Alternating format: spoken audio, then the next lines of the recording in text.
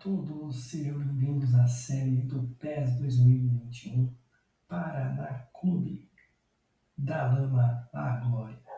Como vocês viram, a situação do Paraná Clube, o terceiro clube mais popular de Curitiba, é a pior possível. Nesse cenário, só existe uma solução, senhores. E a solução chama-se SAF. É isso mesmo. Mas quem é a SAF que no PES 2021 comprará o Paraná Clube? Muito bem, a SAF que assumiu o Paraná Clube foi o Grupo Masbotirski. O Grupo Masbotirski é um grupo de união de empresários paranaenses do ramo da indústria, do ramo alimentar e do ramo da comunicação. A partir de agora, quem assumirá o controle da gestão do Paraná Clube é esse Grupo Masbotirski. E agora vamos ver quais serão as regras da Masterliga no PES 2021 com o Paraná Clube no modo SAF. Vamos lá. Então, quais serão as regras, de modo geral, do modo SAF do PES 2020 com o Paraná Clube?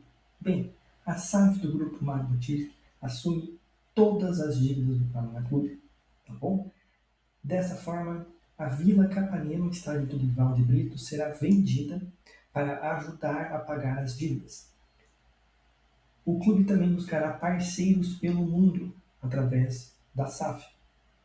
E a SAF utilizará essas parcerias com os clubes parceiros em prol do benefício do Paraná Clube. Mais para frente, quando a gente iniciar a série, vamos dizer como que será feita esses benefícios que a SAF vai proporcionar ao Paraná Clube.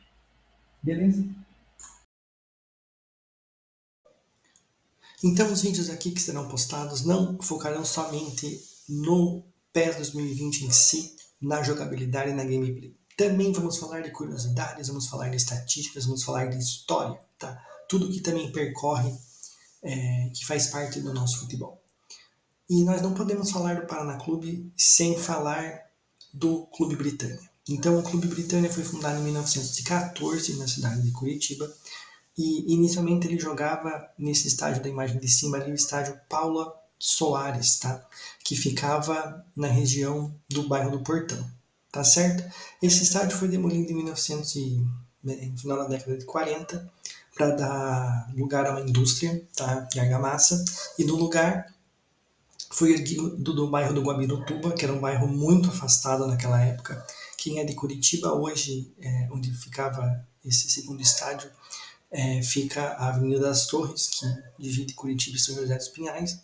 Ali onde fica o Big, é onde exatamente ele ficava o estádio Paulo Soares Neto, fundado na década de 40, e que foi a casa do Britânia até a sua extinção no ano de 1971. O Britânia, então, foi 7 vezes campeão paranaense. Ele ganhou 5 títulos, seguidos, do ano de 1918 até o ano de 1923, e depois ganhou o título paranaense no ano de 1928. É bem verdade que naquela época ainda não existia um campeonato brasileiro unificado, bem perto do que existe hoje, e os campeonatos regionais eram muito mais importantes do que os campeonatos nacionais, tá? E ele foi 7 vezes, então, campeão paranaense, e o clube foi extinto em 1971, tá bom? O segundo clube que faz parte da história do Paraná Clube, que pouca gente sabe, é o Palestra Itália.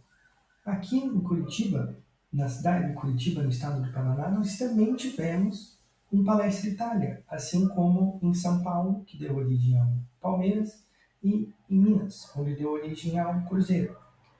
O Palestra Itália aqui do Paraná foi fundado em 1921 por imigrantes italianos que vieram fugindo da Primeira Guerra Mundial, e eles fundaram esse clube Palestra Itália, onde jogava no estádio Moisés Lupion, em homenagem ao então político muito famoso de Curitiba, que depois virou então governador do estado, Moisés Lupion. E esse time foi 3 vezes campeão paranaense, em 1924, 1926 e 1932. Ele foi extinto em 1971, porém, devido à Segunda Guerra, esse time mudou de nome algumas vezes, certo?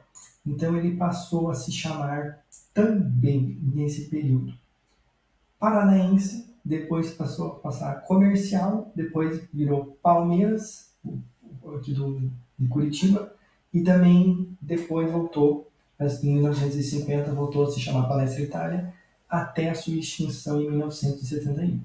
Tá? Ele foi campeão, então, 3 vezes do Campeonato Paranaense, o Palestra Itália. Então, o terceiro clube muito importante na formação do Paraná Clube é o Clube Atlético Ferroviário. O Clube Atlético Ferroviário foi fundado no ano de 1930 por grupos de ferroviários operários ali da Companhia Ferroviária da cidade de Curitiba. Tá? Essa Companhia Ferroviária de Curitiba ainda existe até hoje, e hoje é onde é ainda a rodoviária da cidade de Curitiba. E também tem a parte ferroviária, onde tem os trens que fazem os passeios para Morretes e tudo mais.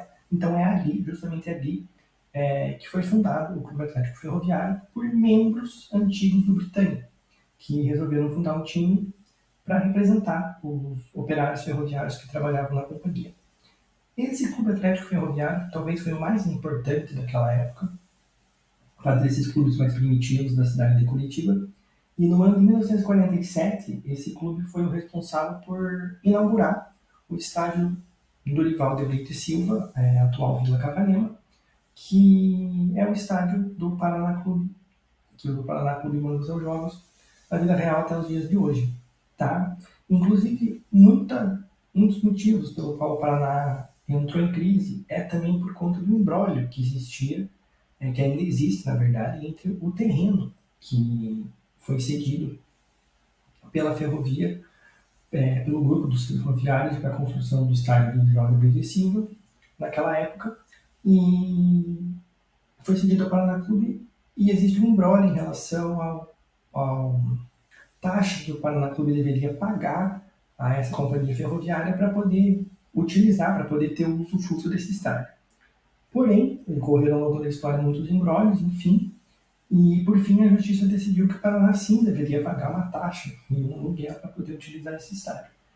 E, enfim, esse imbróglio continua até hoje, tanto que na SAF aqui do PE 2020, uma das decisões foi justamente vender a Vila Capanema como uma forma de pagar a dívida. Tá?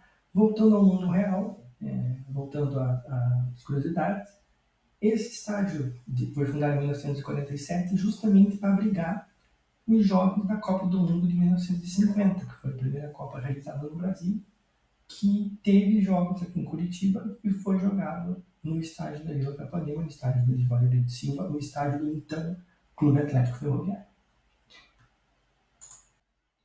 O Clube Atlético Ferroviário foi 8 vezes campeão paranaense, 1937, 38, 44, 48, 50, 53, 65 e 66, e foi extinto em 1971, juntamente com o Britânia e Palestra Itália, para formar um outro time, tá? Que nós vamos falar mais para frente aqui, que é o Colorado.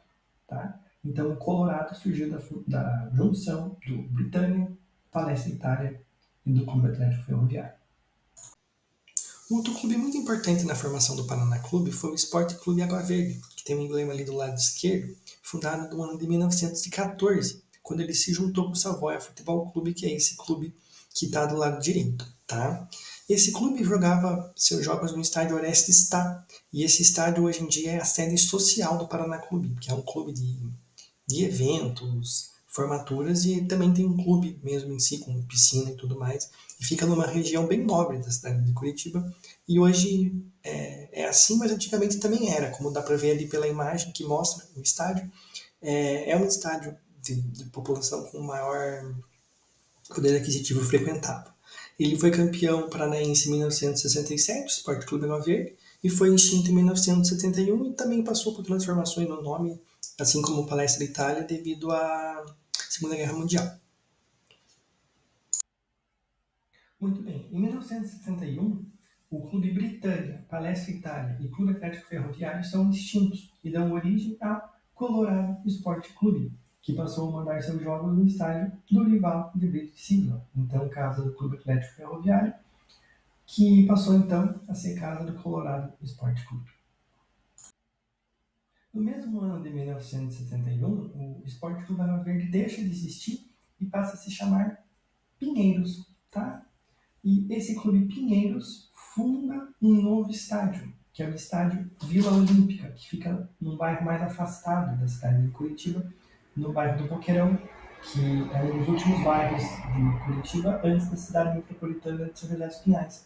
E esse estádio Vila Olímpica é fundado e vira a casa do Esporte Clube Pinheiros, tá bom?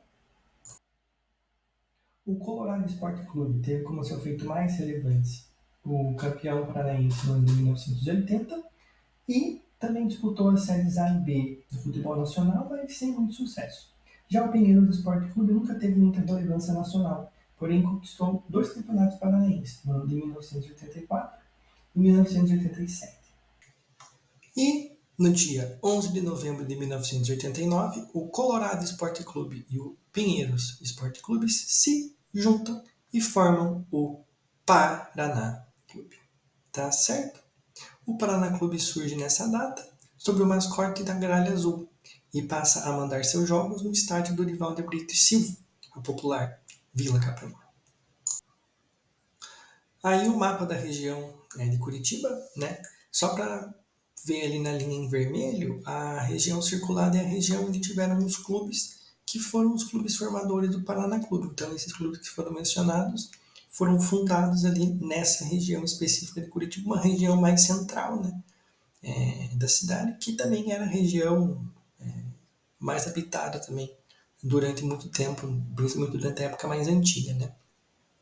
E outros clubes, como o Curitiba e o Atlético, né, os outros clubes da cidade, tiveram suas origens em outros bairros. Então, por isso que é importante circular ali essa região em vermelho, onde os clubes formadores do Paraná Clube surgiram. Então tá aí, pessoal. Se você gostou, não deixe de dar o like, compartilhar com seus amigos, tá bom?